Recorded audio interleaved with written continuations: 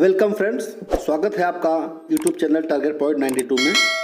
दोस्तों आज हम यूपी ट्रिपल एस सी पेट मेंस एग्ज़ाम 2021 यानी कि लेखपाल भर्ती परीक्षा 2021 के सिलेबस में किस किस टॉपिक को जोड़ा गया है, कौन कौन से टॉपिक को हटाया गया है, क्या लेखपाल भर्ती परीक्षा 2021 में इंटरव्यू रहेगा या नहीं रहेगा, क्या लेखपाल भर्ती परीक्षा 2021 में नेगेटिव मार्किंग रहेंगे या नहीं रहेंगे।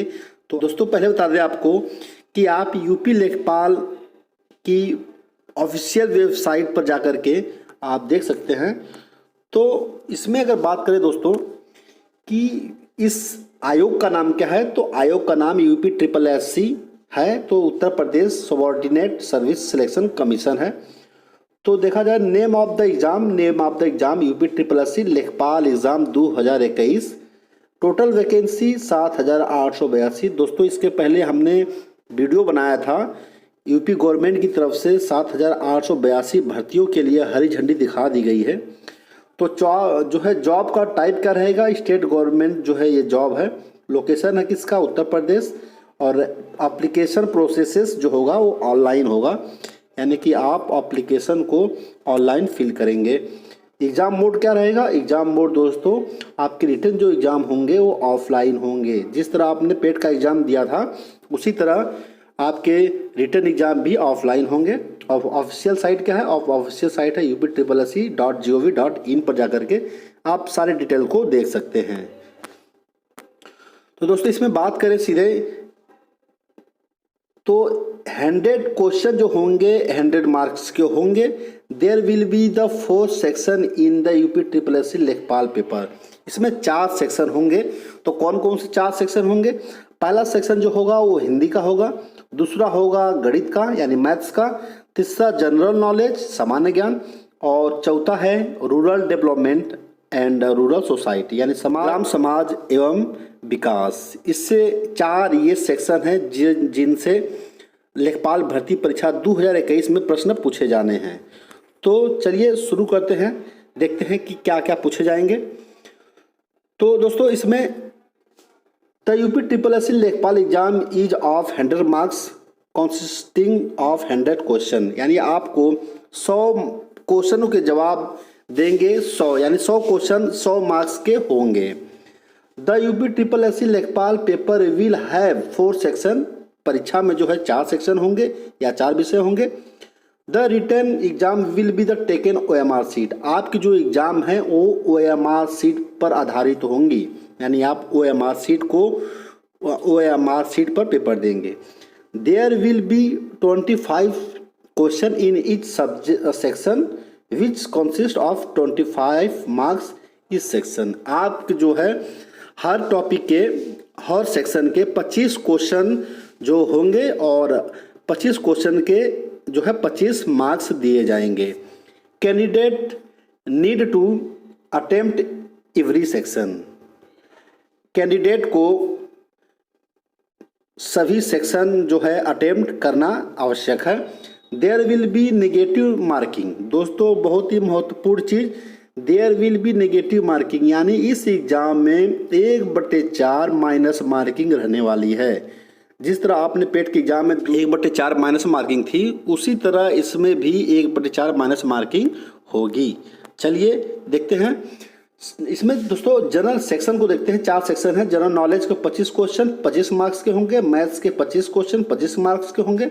जनरल नॉलेज की बात करें तो जनरल नॉलेज 25 क्वेश्चन 25 मार्क्स के, और rural development and rural society ग्राम समाज एवं विकास 25 क्वेश्चन 25 मार्क्स। क्योंकि दोस्तों लेखपाल की भर्ती में ग्राम समाज और ग्राम के विषय में जानकारी एक अहम भूमिका होती है, यानी आपको लेखपाल को ग्राम समाज ग्राम विकास और ग्राम की योजनाओं के विषय में जानकारी होनी चाहिए, इसलिए इस टॉपिक को जोड़ा गया है। There will be the negative marking 1/4 marks for any wrong answer in the UPSC Lekhpal. आपको हर एक क्वेश्चन के गलत जवाब में आपको 1/4 माइनस मार्किंग दिए जाएंगे। The total time and duration of the exam will B 90 minutes. And दोस्तों तो टोटल टाइम ड्यूरेशन जो है एग्ज़ाम के टाइम यानी पेट मेंस की अगर बात करें तो 90 मिनट का समय दिया जाएगा, यानी 1 घंटे 30 मिनट का आपको समय दिया जाएगा 100 क्वेश्चन को हल करने के लिए।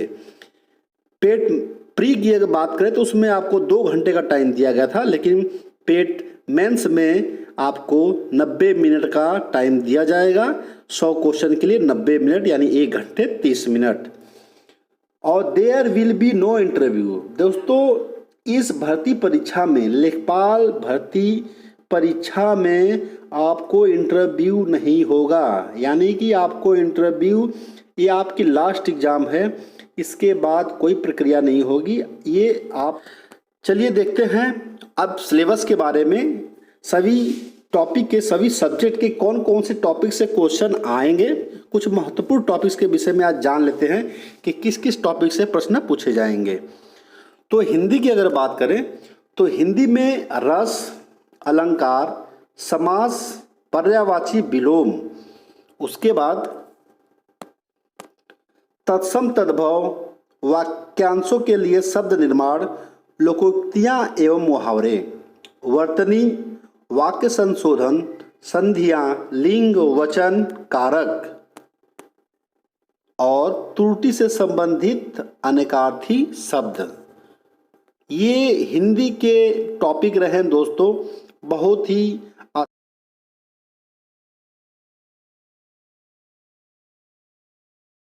क्योंकि हिंदी से 25 क्वेश्चन पूछे जाएंगे और 25 मार्क्स के होंगे। दोस्तों अगर आप हिंदी की तैयारी अच्छे से कर लेते हैं तो आपका हिंदी प्लस पॉइंट रहेगा। कम से कम आप अगर 20 क्वेश्चन को सॉल्व कर लेते हैं, 20 प्रश्नों का सही जवाब देते हैं तो आपका अच्छा परफॉर्मेंस माना जाएगा, आपका सिलेक्शन होने की उम्मीद बढ़ जाएगी। चलिए देखते हैं मैथ्स के कौन कौन से टॉपिक से क्वेश्चन पूछे जाएंगे।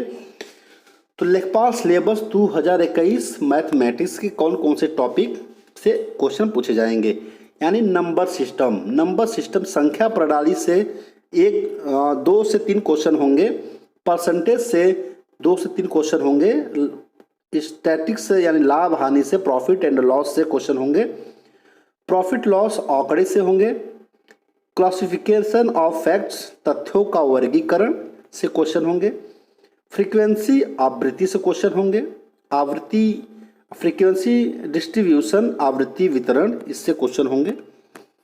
उसके बाद टेबुलेशन तालिका बनाना, संचयी आवृत्ति, तथ्यों का निरूपण, बार चार्ट, पाई चार्ट और सिस्टोग्राम इससे क्वेश्चन पूछे जाएंगे।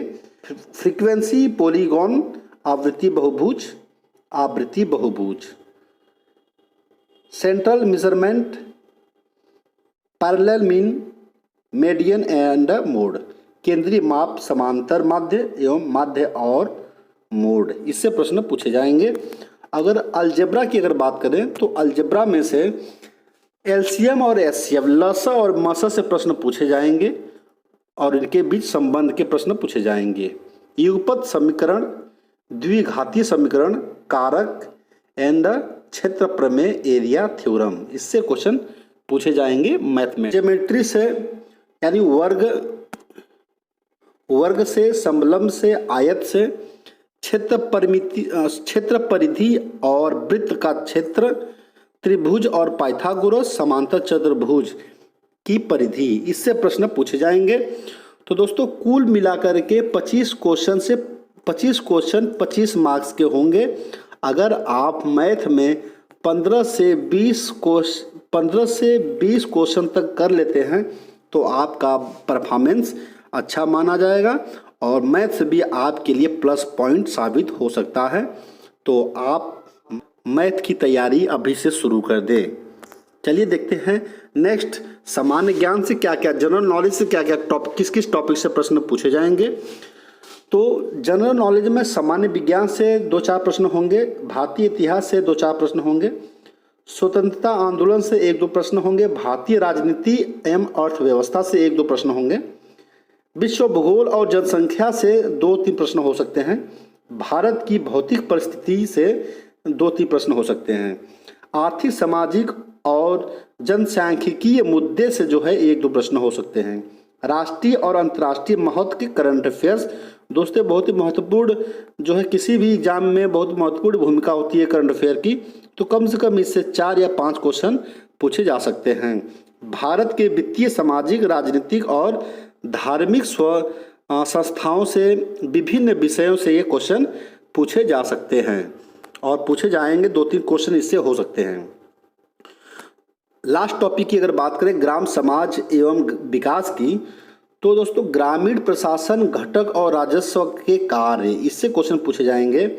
राजस्व, प्रशासन घटक और कार्य। तीसरा पॉइंट है ग्रामीण विकास के लिए योजना, जिला योजना, मशीनरी, भारतीय समाज के कारक। और आगे देखें तो कमजोर वर्गों की समस्याएं, अनुसूचित में जो समस्याएं हैं इनकी समस्याओं को के विषय में प्रश्न पूछे जा सकते हैं। ग्रामीण संस्थागत प्रणाली यानी धार्मिक और सहयोग से प्रश्न पूछे जा सकते हैं। 1992 के बाद जिला योजना, मशीनरी में क्या क्या सुधार हुए हैं, इनसे प्रश्न पूछे जा सकते हैं। लोगों की भागीदारी और गैर सरकारी संगठन की भूमिका, भारतीय ग्रामीण समाज, प्राकृतिक और विशेषताओं से प्रश्न पूछे जाएंगे। ग्रामीण सामाजिक परिवर्तन, संस्कृतिकरण, ग्रामीण सामाजिक परिवर्तन, पश्चिमीकरण, ग्रामीण सामाजिक परिवर्तन, आधुनिकीकरण, इन 3 टॉपिक से जो है प्रश्न पूछे जाएंगे। ग्रामीण रोजगार के स्रोत, इससे प्रश्न पूछे जाएंगे। कौन कौन से क्षेत्र से ग्रामीण में रोजगार जो है दिए जाते हैं।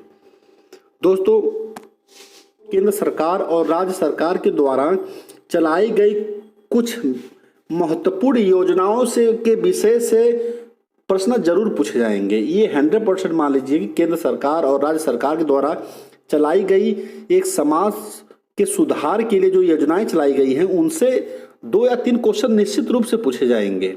2 या 3 या 4-5 भी इनकी संख्या हो सकती है, क्योंकि इनका योगदान क्योंकि केंद्र सरकार ग्राम सुधार के लिए विभिन्न योजनाएं जो है चलाई हैं, जिनके माध्यम से ग्राम का सुधार हो सके। तो निश्चित ही 4 या 5 प्रश्न इस टॉपिक से पूछे जाएंगे। तो देखते हैं कौन कौन से योजनाएं केंद्र सरकार के द्वारा चलाई गई हैं और इनसे कितने क्वेश्चन बन सकते हैं।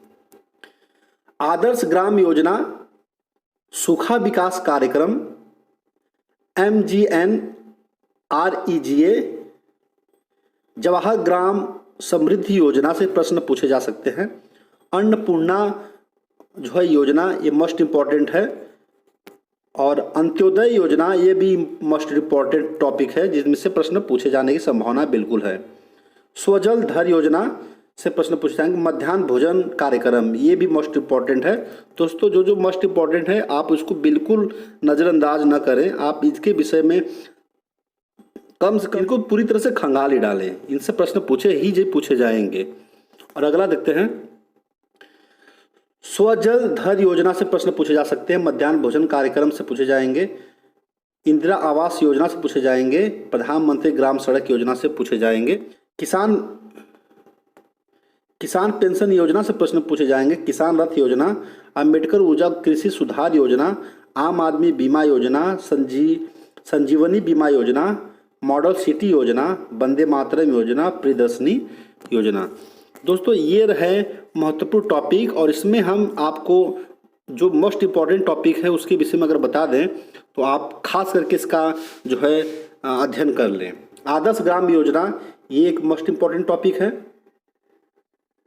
उसके बाद जवाहर ग्राम समृद्धि योजना, अन्नपूर्ण जो योजना, अंत्योदय अन्न योजना, उसके बाद मध्याह्न भोजन योजना, फिर इंदिरा आवास योजना, उसके बाद प्रधानमंत्री ग्राम सड़क योजना। नेक्स्ट देखते हो किसान पेंशन योजना, उसके बाद अंबेडकर ऊर्जा कृषि सुधार योजना, वंदे मातरम योजना, प्रियदर्शनी योजना। ये मुख्य टॉपिक है जिनसे प्रश्न पूछे जाएंगे। दोस्तों यह सिलेबस देखकर समझकर आपको कैसा लगा आप कमेंट में ज़रूर बताएं। अगर वीडियो पसंद आए तो सब्सक्राइब करें, लाइक करें और शेयर करें। अगर आपको किसी भी टॉपिक से कोई भी संदेह हो, कोई भी कन्फ्यूजन हो, तो आप कमेंट में ज़रूर पूछ सकते हैं। अगर कोई गलती हो तो क्षमा चाहते हैं दोस्तों। फिर मिलते हैं नेक्स्ट वीडियो में। जय हिंद, जय भारत।